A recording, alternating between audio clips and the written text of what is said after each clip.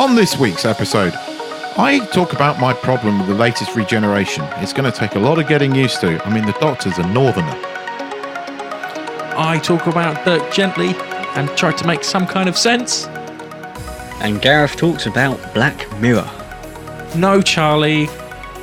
Video game characters aren't fucking real. Stay tuned.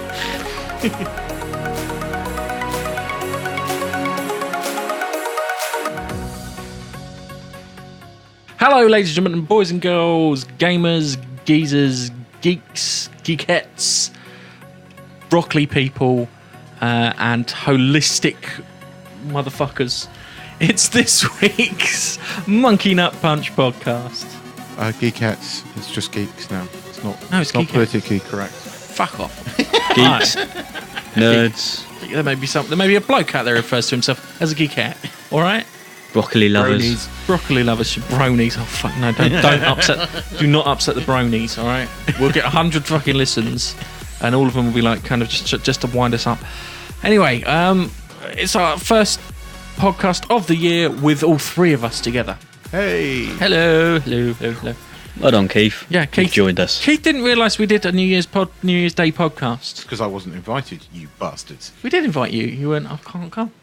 Oh, was it New Year's Eve? It wasn't New Year's Eve. We recorded it before New Yeah. Year's. No, I remember. Okay. Yeah. So, anyway, this podcast will be talking about Doctor Who briefly, Keith, briefly, Dirk gently, and Black Mirror. Okay. So, let's get on with the show. So, Doctor Who. You watched Doctor Who, and I've watched it a couple of times. you watched it a couple of times. I've watched it a couple of times too. Because the first time I watched it through, it's Christmas Day and there's, having to get up and make sure the turkey's fine and all that kind of stuff in between. So I watched it again a couple of days later. I think a bit like the 10th season, I just felt a bit let down by it. I didn't think it was as epic as it should be. It wasn't, to me, a final episode, and I think that's been the problem throughout most of the Capaldi era, that they haven't had these big epic episodes that we got so used to in the sort of Matt Smith and Tennant era. Okay. And it just felt, I don't know. It was all right, and I liked the bit at the end and the nod to the First World War Christmas thing, and I thought that was quite a nice touch. And I really liked David Bradley's first Doctor, but. And I love the fact they keep playing on the 60s bits, where the bit about smacking on the sort of the whole 60s sensibilities and stuff. Yeah. And I loved that. That I really did like. But as a final episode, it was a bit thing. But I think the thing that really got to me was those final moments. The regeneration was quite, it didn't bother me when she went, brilliant. That didn't bother me. That bothered the crap out of me. But it was the bit where she fell out of the TARDIS and they made a point of the TARDIS disappearing. And I thought, hang on, is this going to be Doctor Who without his TARDIS? Because it made sense.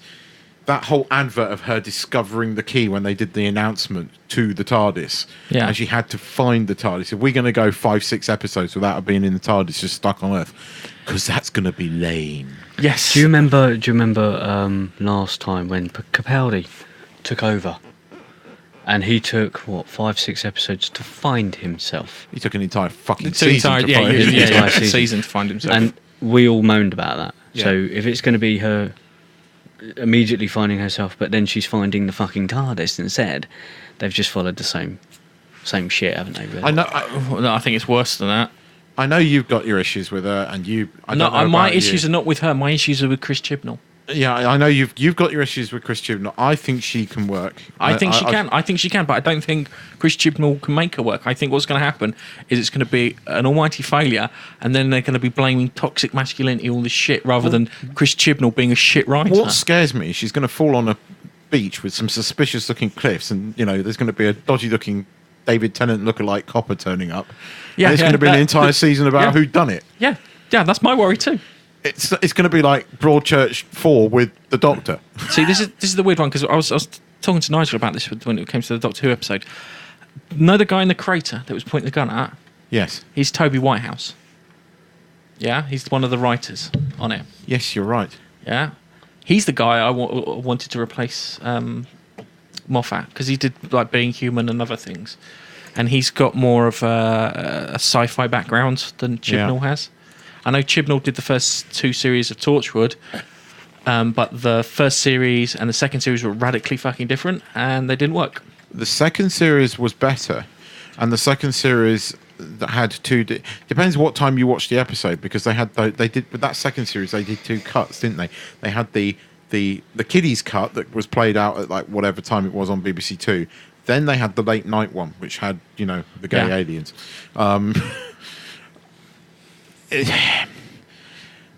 I don't know if he's doing away with the TARDIS.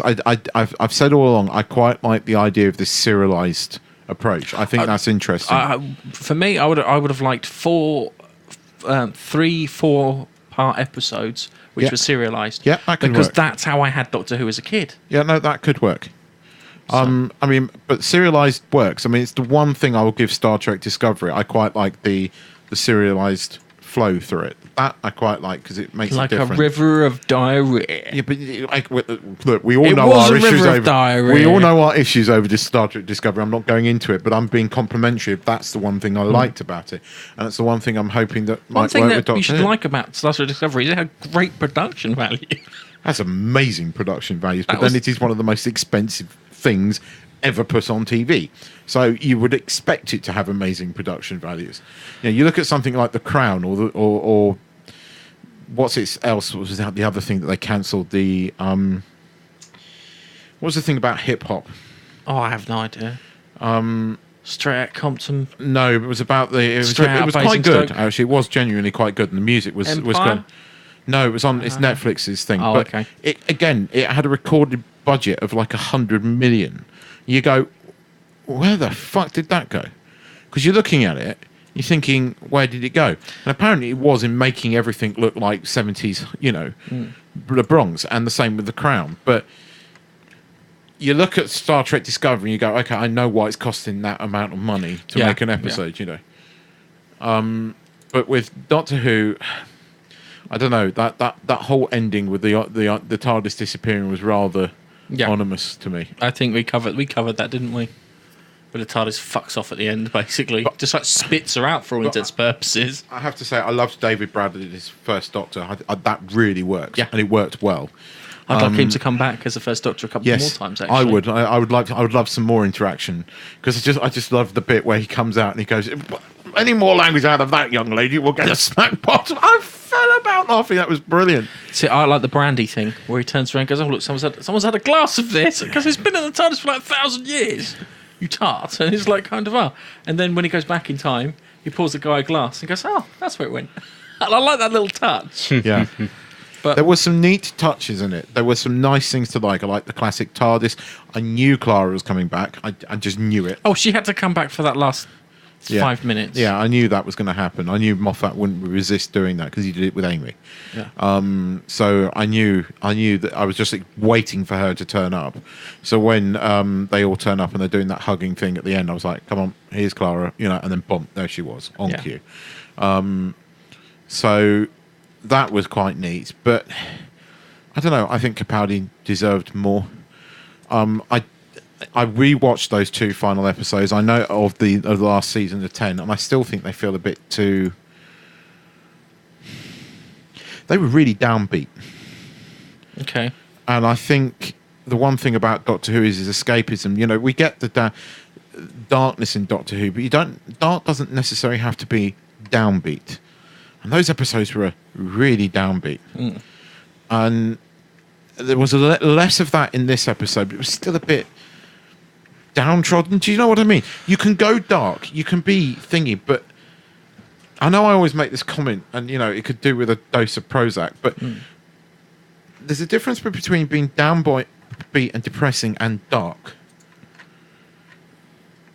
And I just felt that Doctor Who, especially in the Capaldi era, got a bit downbeat. Okay. So if there was one thing I hope to see, is it to be fun again. What about his final speech?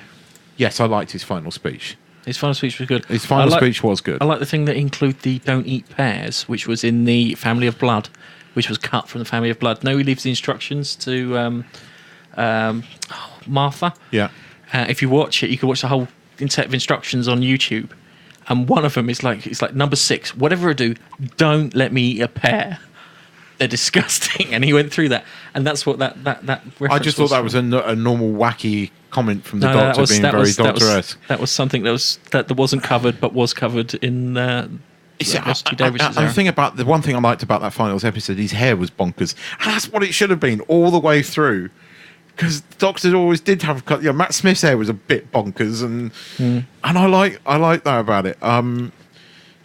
It might be that they're just going to explode the TARDIS, so when the TARDIS does come back, it's going to have a new set, and it's just a refresh, because they did that, between Tennant's regeneration and Matt Smith's. Oh, you mean Russell T Davies? What the? Nigel. Yes. So that might be all it is, but I so hope it is. If we go 1 or 2 episodes with her finding the TARDIS right, I can live with that. If we go an entire fucking season of her being stuck on Earth on a beach with some suspicious-looking cliffs somewhere, that's it. I'm done.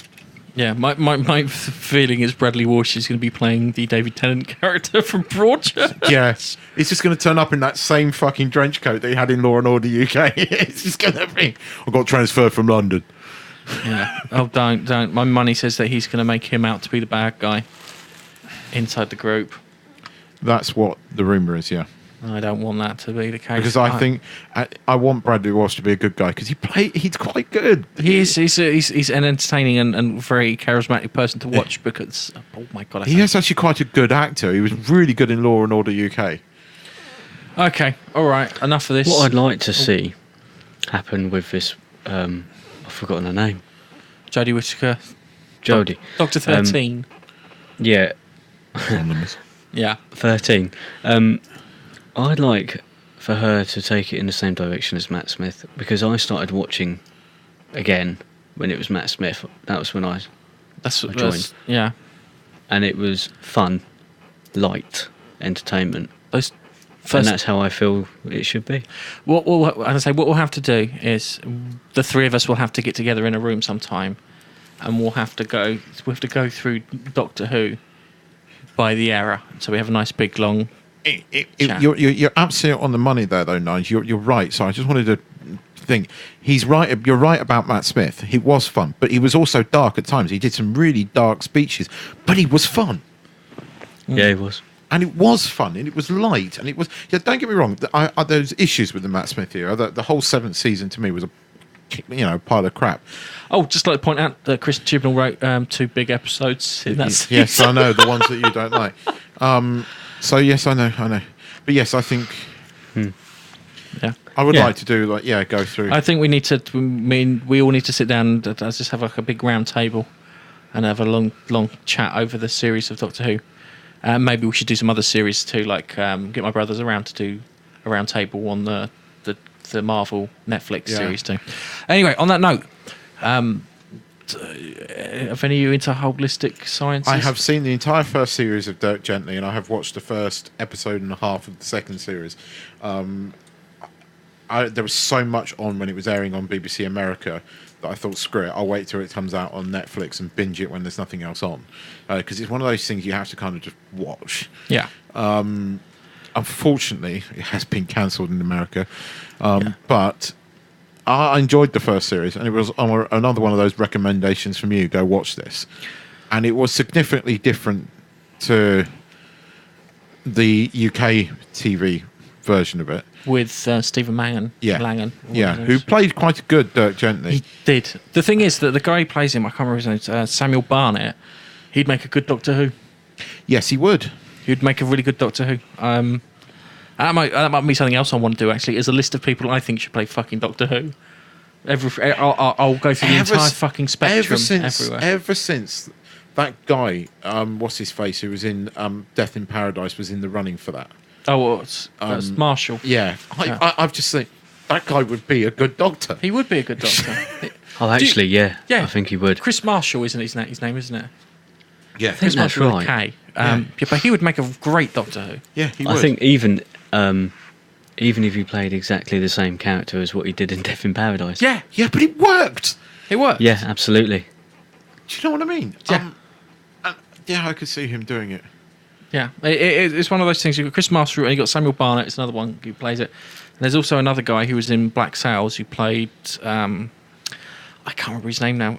It's the one that Captain Jack Sparrow is based off of. He'd make a good Doctor Who because there's a bit in there where he's taking control of the ship, and he tells them to do something really strange. Yeah, and then he explains it to them what he's doing, and they all go, I fucking get you. And he does it in such a way that he would make a good Doctor Who. Because it has that kind of, that thing. But anyway, back to Dirk Gently. The second series, I watched it. It went balls deep into crazy straight off, where before it kind of warmed up into crazy. No, it was right from the offset. So it was like, what the fuck is going on? It had what can be described as two heterosexual actors kissing, looking quite awkward. I always love it because when you know when two heterosexual actors kiss, it's like watching two fish being banged together. There's no passion. There's no real passion in it. It's like just looking at each other. Just fucking do it, all right? Let's get over and done with. You haven't eaten fucking garlic. Yeah.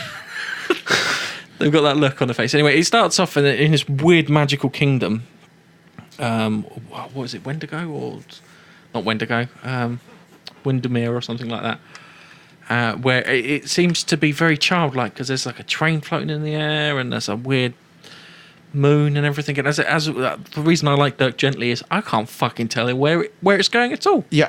I mean, the thing was, the very first episode, it didn't start off where the last series ended. It's like, why is Dirk where Dirk is? What's fucking going on there? Yeah. Why is they on the run? What's happened to what's his face? What the fuck? Yeah. So you went through the whole thing, and it was a story of one of the. Oh God, I'm going to spoil it if I tell you. Go on. What it is they've got this organisation called Blackwing, and in there they keep all the weird people. So you've got Dirk Gently, who somehow is connected to the universe to the point that the universe kind of points things out and drags him towards them. Yeah. You've got Bart, who she is what they refer to as a holistic assassin. Yeah. She could fire a machine gun into a crowd of random people, only killing 7 of them, and it just happened to be she hit 7 murderers. She's that kind of person. And then you've got a shapeshifter in there, who how can I put it, occupies shape so much that she sometimes forgets that she's not the chair or the object that she's pretending to be. And then you've got the 3 vampires, the Rowdy 3. I'm sure it's the Rowdy 3, was not Rowdy 4. They are vampires, but not in the true sense. They feed off fear. Yeah. They're emotional vampires that feed off fear. And then you've got this guy they refer to as Project Moloch, who's supposed to be the powerful one, who's like a reality bender. Bender. Oh, I'm so fucking childish. And you go through this series and you find out that there's a house within a house, yeah? So they go to this house and something happened in it where there's another dimension that laid over this house. So you go upstairs and you find this slide and you slide down the slide and you're in another fucking house, which has got some hideous creature in it. And then you've got Alan Tuke in it as priest, who is this fucking insane government agent who just wants to kill everything he can. And he does it really, really well. And he catches Bart at the end, but it looks like she's fucking like hit him with a chainsaw right down the centre of his face, which I thought was really quite cool. And then you've got Bart's friend from the first series, Ken, I can't remember if his name's Ken or Kent. And they've got him locked up. And for some reason, they're keeping him in a cab with a dog, which is frustrating the fuck out of him. So he's in this top secret agency thing, and it's like kind of, you hung around with someone and you didn't get killed. And because you didn't get killed, there must be something to you. How'd you do it? And it's like, just normal like that. And he's getting really fucked up because he's on a drip tied to a car for like 6 months, which I found quite funny.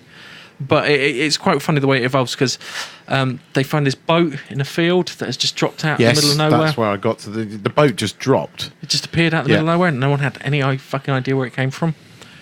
And then you've got this house where 2 people went missing. And they had a child, and then it turns out that it was more than one child. And as soon as he said more than one child, I went, I know who the reality bender is. It's the guy Project Moloch in the thingy, and it's just mad. So fucking difficult to translate how fucked up and weird this is. It is very weird. But I put my finger on the reason I like it, because I can't predict where it's fucking going. Yeah. I can only get the only prediction I get is when I'm 2/3 into it, and then I can say, now I know it's this guy, yeah. And I think I twigged just before Dirk gently explained. As soon as he pulled down, there's a bit where he sees an image where there's 2 parents and 2 children, and as soon as he pulled that down and described that reality was being distorted, I went, "Fuck it, I know it is." But it's a really, really good series, and you've got this sheriff in there called Sherlock Hobbs, who's a lovely guy, and he's supposed to arrest them, but he's too nice to arrest them, which I found quite amusing. It's like, it's like kind of someone's parked their car illegally. It's like, I should really tow your car, but if I tow your car, you probably move it by the time I get it. But don't worry about it. It's all fine. And it was I really enjoyed it. And unfortunately, Keith told me it's ended. That's what I've read. It's been cancelled, but that doesn't necessarily mean it's the end. Netflix might pick it up. Netflix could potentially pick this up as its own. Yeah. I think it depends on their viewing figures. I mean, these days when something gets cancelled, that doesn't necessarily mean the end. Even when Netflix cancels something, it doesn't necessarily mean the end, because then you get a load of fans saying bring it back, and that's what Netflix does. So it's not all doom and gloom yet. Yeah, but it was a really good thing, and it is so hard to fucking describe, because it is this. It only makes sense viewing it from the last episode back at all the other episodes. That's the greatness of it, and it's like I can't describe it. It's like looking at. You have to watch it twice. Yeah, I don't think you have to watch it twice. I don't think you have to watch it twice. No, because I watched the first series twice, and then the first episode made so much more sense knowing what I did by the end of it. So it was like watching something new again. That's what's quite cool about it. Yeah, you can watch it twice, and it's a different experience both times, in a good way. Yeah, but go give Dirk Gently a watch, because it is. It's on Netflix UK now. Okay, I may have ruined it. But there's still fucking more mysteries in it than what. Yeah, and the first series we haven't given any real information. But seriously, go give it a watch. The first series is the better series, because it was better thought through. There was much more to the first series. The structure was there. This one, the structure isn't there, and the first series builds into crazy, rather than I think you got the first scene. And then it gets to like the third episode before it gets really crazy, where this starts off in Crazy Town. Well, it's only I think it's the third or fourth episode that you think actually this is supernatural. You think there's going to be an explanation that comes along where it's not supernatural, but then you're like, no, this is this is definitely going there. And there's a kid in it they use who looks like they could be Cisco's younger brother. You'll watch it and you'll understand when you get towards the end, and you go, my God, you could cast him as Cisco's younger brother from The Flash. But that was good. And then I also watched Black Mirror too. And this is the weird thing, is everyone's going on about how great Black Mirror was. I wasn't very impressed by Black Mirror. I kind of was, how can I put it, felt that it just retrod old ground a lot. And it was kind of becoming, I think Charlie Brooker thinks video game characters are real. I've come to the conclusion that he thinks that they are real people living real existences. Yeah. Why? Why? The Star Trek episode, the very first one, the Callister. That's the one I liked. Yeah. I watched the Callister one. It irritated the fuck out of me. First things first, yeah. Memory details and anything like that, personality details, are what's referred to as environmental data, and it can't be copied across. In DNA, okay.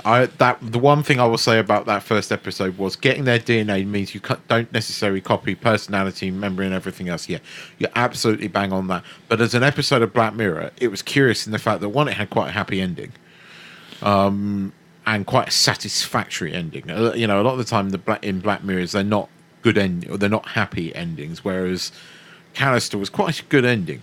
Yeah, it was a satisfactory ending. Does that make any sense? I was watching it, and it was like kind of. Do you remember the very, very, very last episode of B5? Yeah, where these people they recreated the crew of the and station. Garibaldi hacked the system. Yeah, because they made him software for all intents and purposes. Yeah. These people are software. They need to realise that they're software, and they can expand outside those bounds. Well, she did to an extent realise that. The captain lady started doing hacking and realised that she could do that from in there. But yeah, look, as an episode of Black Mirror, I agree with you. I mean, I don't think Black Mirror on Netflix is anywhere near as good as the original Channel 4 ones, but that's because Channel 4 do risky shit. And as much as people bang on about Netflix being quite risky, it isn't actually. You only have to watch an episode of The Grand Tour on Amazon to realise how PC Netflix is and how un-PC Amazon is. Yeah. Especially last week's episode. But I did quite like the canister episode, but I think that's because I'm a big sop and I quite like the fact that it had a happy ending. And I loved Jesse's little cameo at the end. Yeah, that was quite funny. It's just I kind of got annoyed with it. One, it's like kind of he leaves his computer on all day. Yeah, I know. There's if you doesn't drop into fucking power saving mode when he's not fucking using it. I'm sorry, I don't want to sound rude or anything, but it comes back to that. I think Charlie Brooker thinks fucking computer characters are real. I see your point. And then we had the Archangel one, which is it literally the one where it's like the complete history of you from the end of the first series of Black Mirror, where the guy's got his memories and he can recall the memories and that. It's a similar. They chip this girl as a baby chip this as a toddler because she goes missing, and her mum can now see everything that she's doing, and it kind of monitors all this stuff, and she's got a little terminal, and she can do all this thing. And what happened was that they were blocking out any kind of acts of like violence or anything from her. And it's like I got the idea and I got the kind of concept, but it's like kind of I'm sure we went through that with a John Hamm character in the Christmas special where they blocked everyone from him at the end, and they had that the whole thing. And it's like, okay, I get it, but it still feels like we're retreading old ground. But I think surely by this point we probably are, because there are only so many of these stories that you can really do about modern technology that's really in the public eye. You know, social media. There's only so many you can do on that. But it just felt like kind of what happens if we do it to a kid instead of an adult. Yeah, and it didn't have that kind of.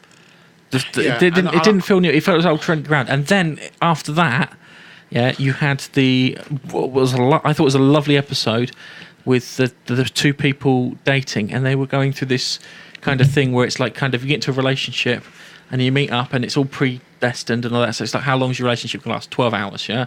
How long is your relationship going to last? 7 months, sorry. And then you go through like living together and all these sort of things, yeah? And they were running a simulation, and it turns out they were being simulated inside a computer game, and they tried to escape. And it's like kind of out of so many thousands of times, 97% of the time they tried to escape. So it then turned out that it was a dating app on this person's phone that did it. Again, I think Charlie Brooker thinks fucking video game characters are real. Yeah. Yeah. It was a lovely episode. It was filmed at Paynes Hill Park, and it's beautiful fucking setting and everything. And my father-in-law works at Paynes Hill, and he thought that he loved it because he sort of thought it was an advert. Then there was the Metalhead episode with the killer dog robots, which was in black and white. I haven't watched that one completely, which I was a bit annoyed at. The thing with this is, I think you're right. I don't think they, as I said, they can't go over. Charlie Brooker was trying to make a point about modern technology having adverse effects, and he did that with the first 2 seasons. Okay, Netflix picked it up for the 3rd season.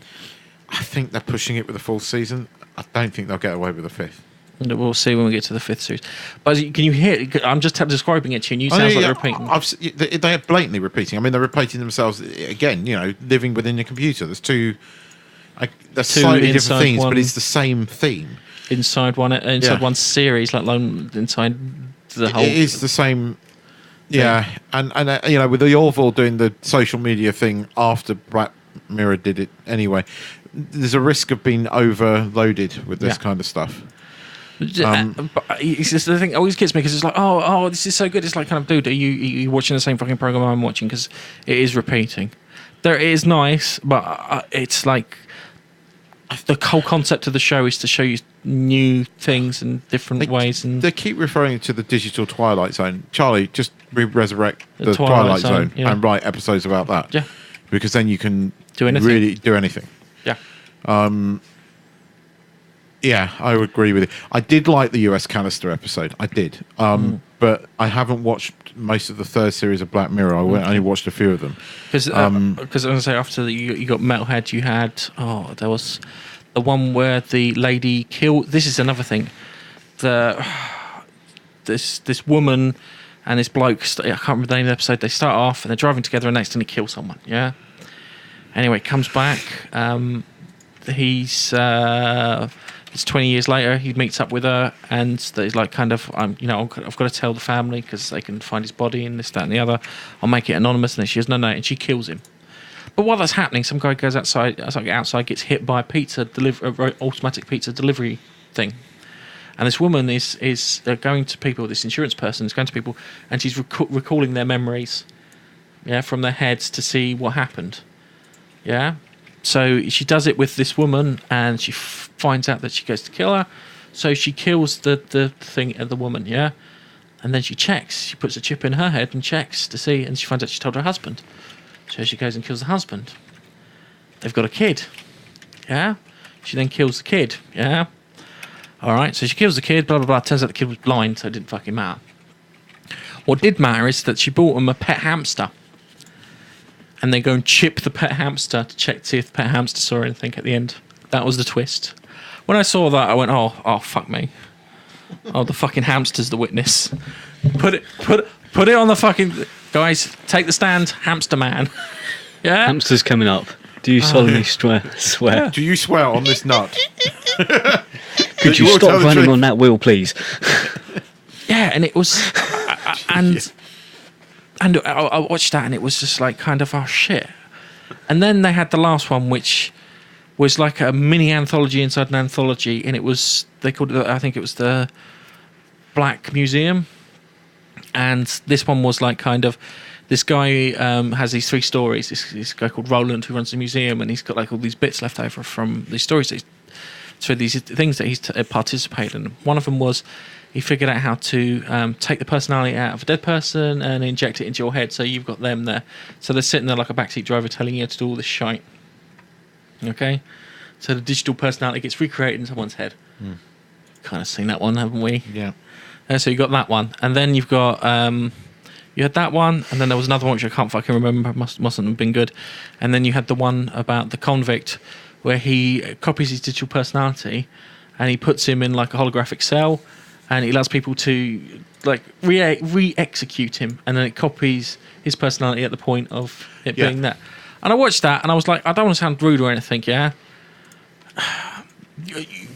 I don't think you understand personalities and how your brain works. Is fucking complicated, yeah?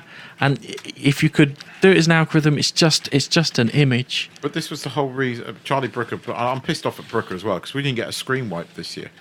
A New Year's wipe because he was too busy with Black Mirror. And if this is what he's produced, it's like, what? I quite like your wipe program. It's see, my problem is that the episodes are good. They're not great. They're good. But for me, it's it's just the rehashing of old things. Yeah. And I'm a bit worried that the next series is literally just going to start getting the same thing again. And he definitely thinks fucking video game characters are real. No, I see your point now. I understand where you're going with that. Yeah. And it kind of it narked me because everyone's going, oh, this is really good. It's really good. It's like kind of, I've seen this shit before. I was expecting something new.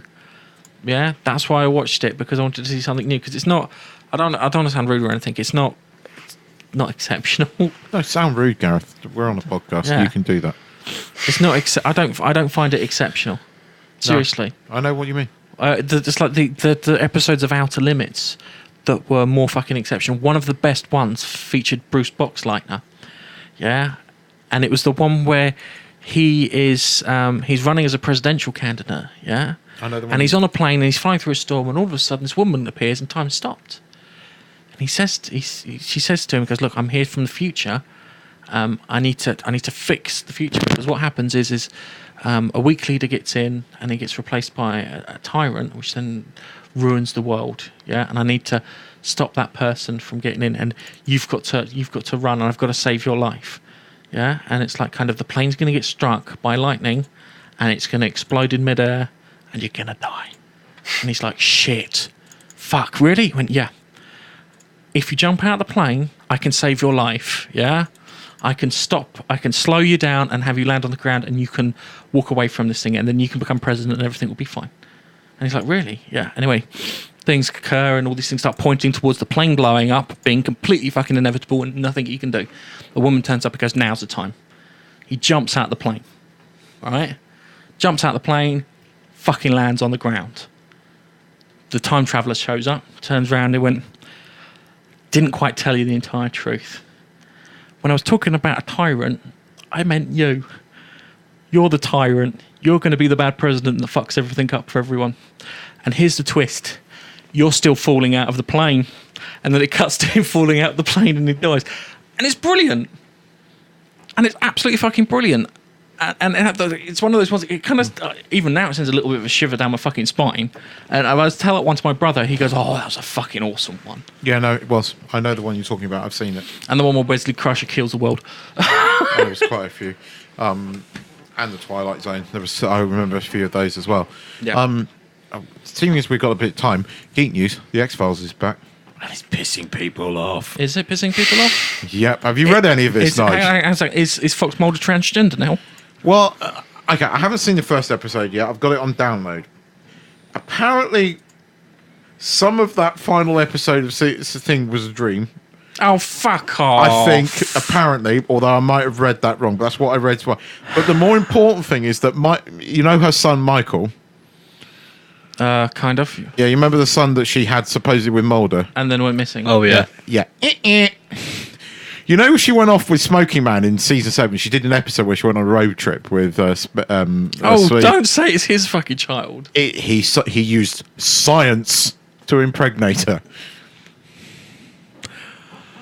Oh, fuck off. Yes. What? I think that's pretty much what every X-Files fan has just said. Right, hang on a second. It's the reason the smoking man's always smoking because he's just been finishing shagging. No, he used science. I don't think he shagged her. I think he used science. How? I don't know. We haven't had that turkey explanation. baster. I'm going to. He probably knocked her out. She was asleep and he fired a turkey baster out. I'm going to watch the first episode and then I'll get back to you. So, for some of our American listeners, you've probably had this. It's aired on American TV already, but the X-Files is back. I'll have to. Is it back in the UK? I don't know, but I've got the first episode. But I have to say, I know you guys don't watch this, but I highly recommend Agents of S.H.I.E.L.D. Season 5. It's been bloody brilliant. It's really good. Really? Yes. Okay. This is the thing. It got quite good in Season 4. It genuinely got quite good. And like what you said, they did 3 serialized things because they went, look, we've got 22 episodes. The network demand that we make this. Everybody goes on and bangs on about 22 episodes and everything's far too long. So you get all this, shitty episodes. So what they decided to do, which I don't think anybody's ever done, is they went, right, we're going to do 3 distinct stories. They're all going to tie in, but they're going to be 3 distinct bits. And that's exactly what they did. And it really fucking worked. And it was really good. So you had the whole Ghost Rider bit, then you had this other bit, and then you had this bit in this digital world kind of thing. There was Charlie Brooker the framework. There pretending that no, people but this were was fucking quite good. They were quite, and there's ramifications from that. And then we've gone into this next series where they're in space, but it's really good. It genuinely is good. I can't recommend it enough at the moment. I think you would quite like it now. It's not what it was at all. Yeah. Okay. On another note, did you see that Mark Hamill had to walk back a lot of his comments because I think they went, Mark, you are in the next film.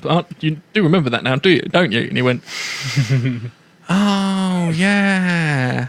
Now, really? Talking of I know you didn't really want to touch on Star Wars, but yeah, we don't want to touch on Star I Wars. don't want to touch on Star Wars too much, but I want to say something. I saw Blade Runner 2049 the other day.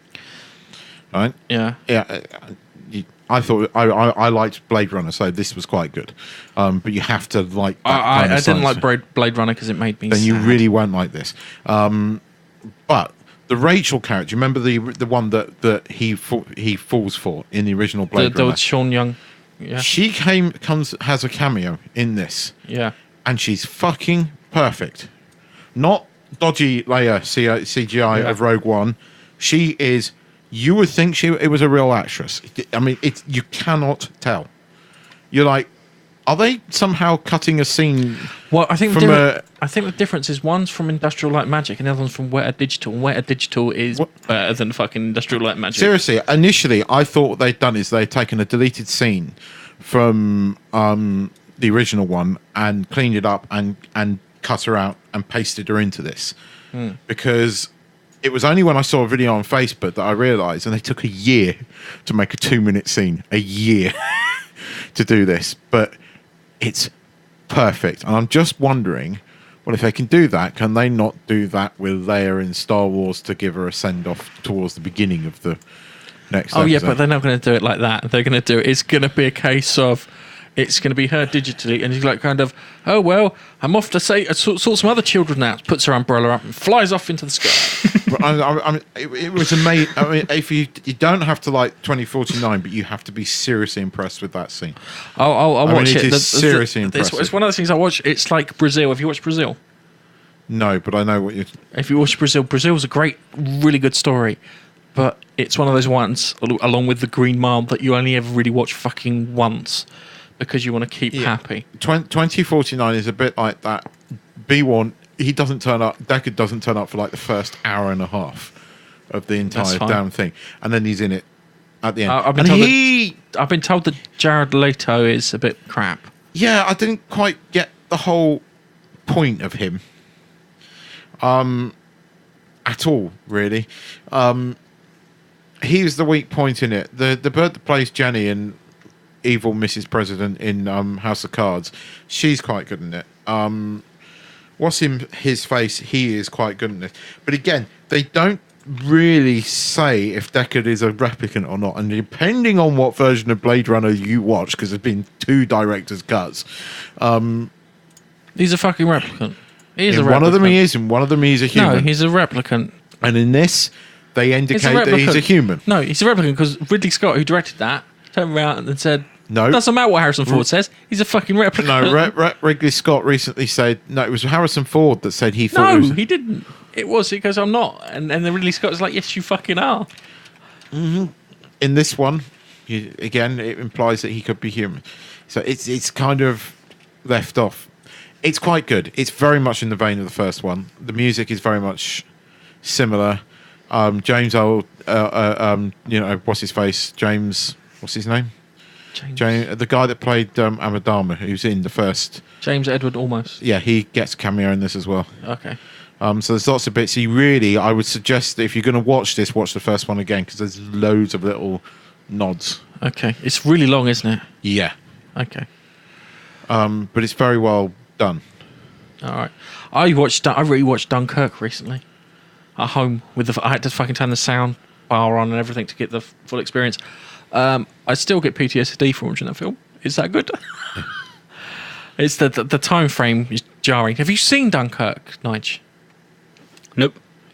Have you seen Dunkirk? Yes. We did an entire podcast on it. Fucking, I forgot. Where we said that the music was as important as anything, as anything in the film. The music is almost like a character. I watched it with my wife, and the time watching it a second time, he does point out the fucking time schism that you get. He does, but it's not obvious the first time you're watching it. It's not obvious the first time we watch it, and you watch it the second time round, and it's still the music, that fucking Hans Zimmer when he fucking does the ticking clock. It's like, fuck, I feel like I'm on that fucking beach and I want to get off. Did a really good job, and I can't. I watched it, and it's weird because it's not a conventional story, and it's still fucking fabulous.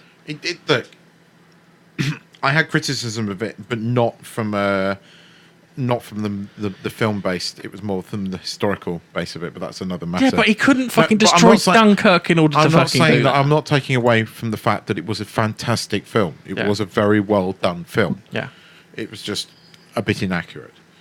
Fair enough.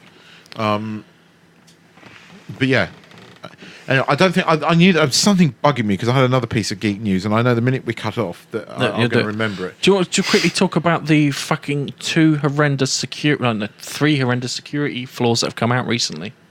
In regards to, you had the HP security flaw with the audio driver recording all your keystrokes. Yes. And then we got Spectre, and what was the other one? Office 365 does that as well. Of course it does. It's a good word. Yes, and it's doing that. I discovered that recently. Office 365. What part of Office 365 is doing Everything it? that you type into Word, visually, all written, is recorded on the cloud. If you turn on their, what do they call it, intelligent services or something, it's an option that's just been released. I thought that was fucking backing it up to the cloud for all intents and purposes. Everything you type into Word is being recorded. Okay. It's scary. Well, I thought the audio, the one that, that's, to be honest, that's a bit fucking logical. These chip things are interesting because they are saying, although this is, or the techies, because none of the company, this is, by the way, speculation by people in the know, that consoles that could have played some of these games that really tested them, like, as in some of the games that will work on a PS4 might no longer work after the update. Because the issue with these chips, it's going to slow everything down. And they're not really publicizing, because Apple recently admitted that every one of their devices is affected by this. You benchmark it now, benchmark it when they put that patch out. I know the Raspberry Pi's fine. That's it. Every chip. No, the Raspberry Pi 5 because it doesn't use ARM, Intel or AMD. I can't remember which one it uses. Yeah, we see AMD were initially when our chips are not infected. They are. Do you know what it was? This was the thing that was. I saw a guy called Tim Paul bring this up like ages ago, and he was saying that they put on a management function for the chip on there. So you had like a set of cores that was supposed to manage the chip and then report back information back to Intel. And the creepy thing was it could do it when the computer was plugged in but not switched on. And it's like, I'm like, that's bollocks. And it's like kind of the management part is part of the whole fucking Spectre, and I can't remember what the other one's called. But the thing I was reading this the other day, that there are some games out there that really push the test the limits of the original PS4.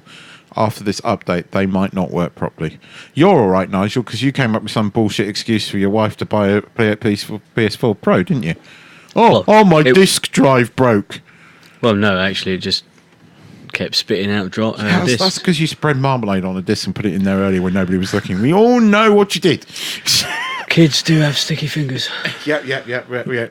You stick to your stories. Stick to your guns. All right. So yeah, I found that quite interesting. Did you hear about Donald Trump and the Gorilla Channel? Oh, this was fucking hilarious. Yeah, I just, this is fake news, but it's so funny because people fell for it.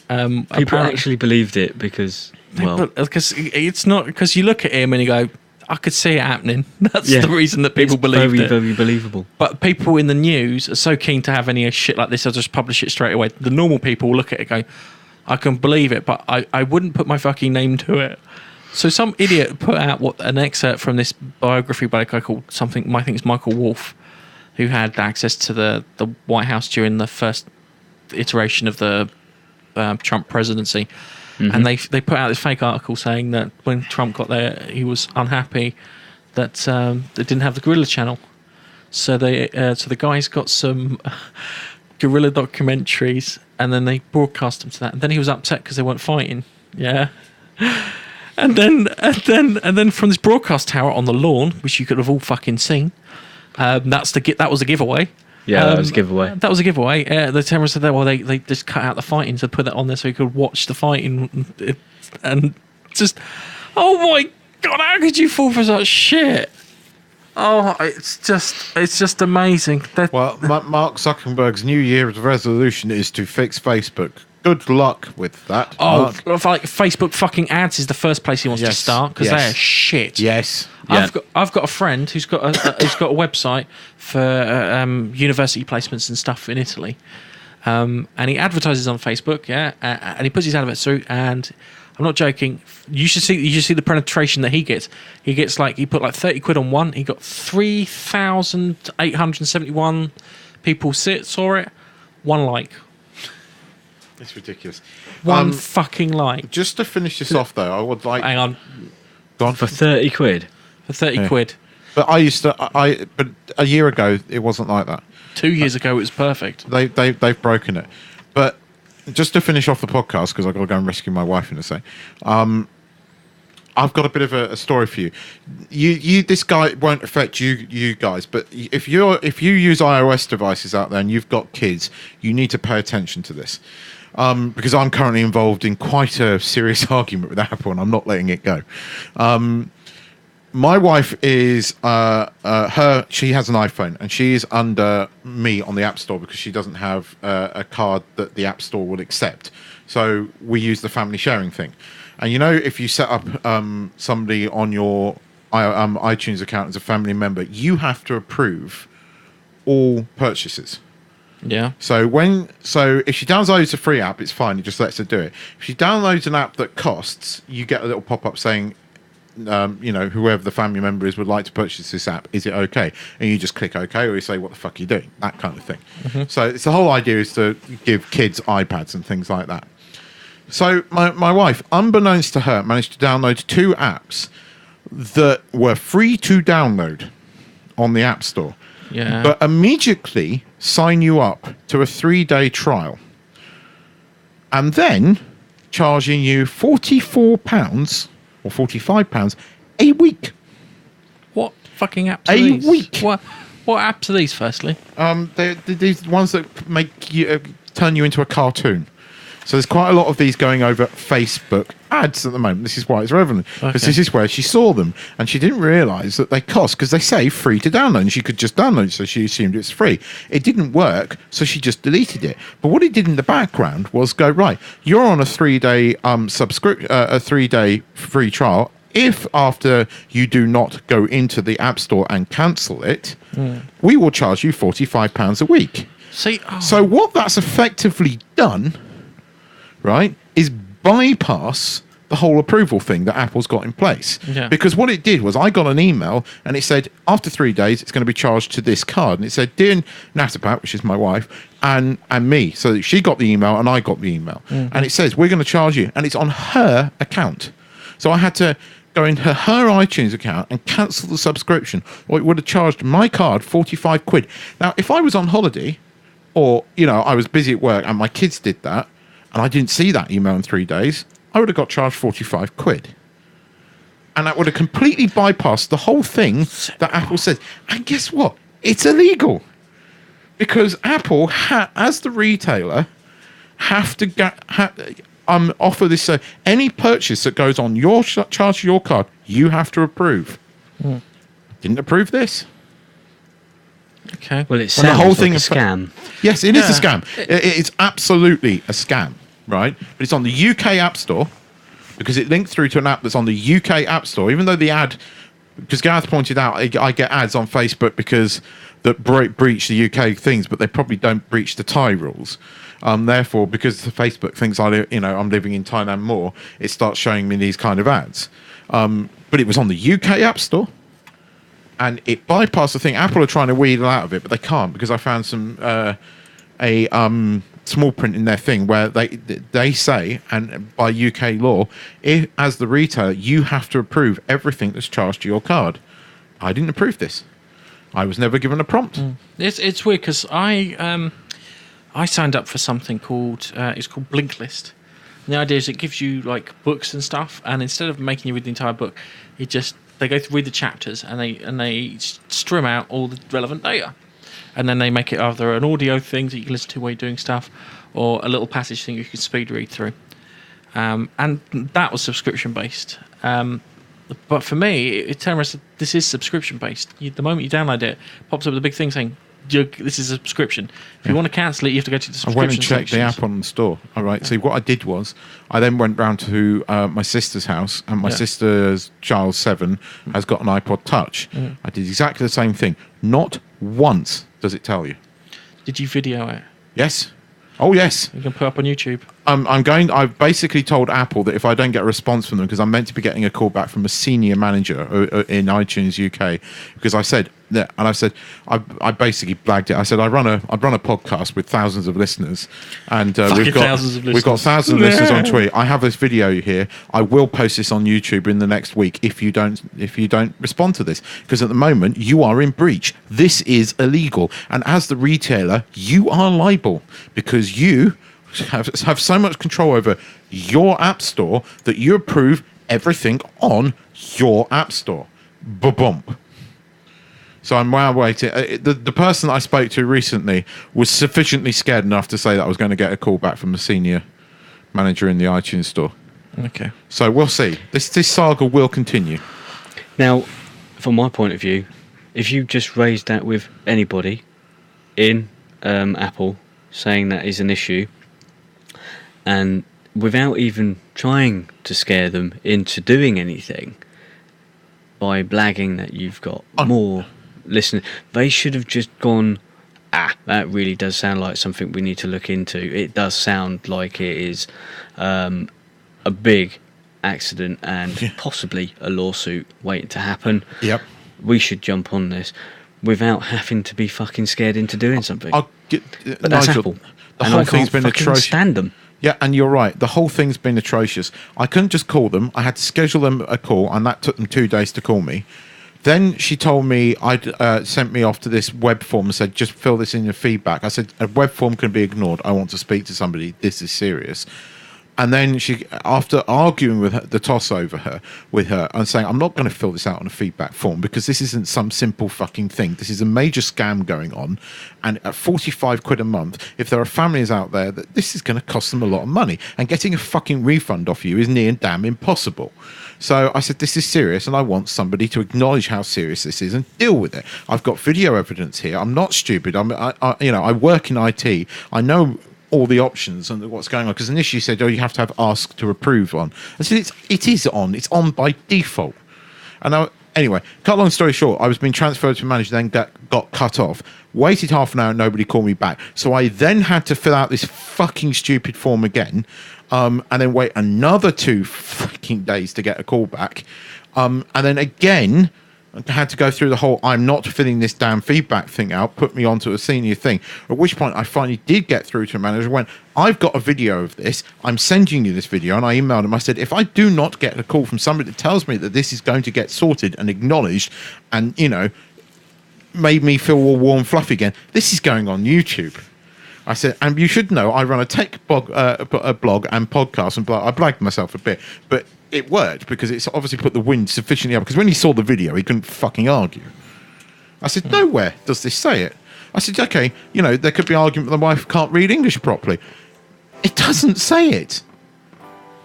It doesn't say it. It is under small print in the thing. It doesn't even ask her to approve it. You just get an email, and an email is not enough. Because it's bypassed the whole of it. She should not be able to make any purchases on my card without my approval. And she did. It's not her who's making the purchase. No. It's the app making a purchase without anybody's knowledge. Yes. And that is a scam. And an email notification isn't enough. So what I'd say is, Keith, just do it anyway. Let's put together a video. Let's release it. Let's show everyone what is the problem so they can avoid the app. We might have to do that. Send to the newspapers, more importantly. I think we should wrap this up and put a bow on it, and I will report in next week as to where I've got with this. Okay, all right. So, it's goodbye from me. It's goodbye from me. It's goodbye for me. Thank you, and we'll catch you in our next podcast. See ya. Bye.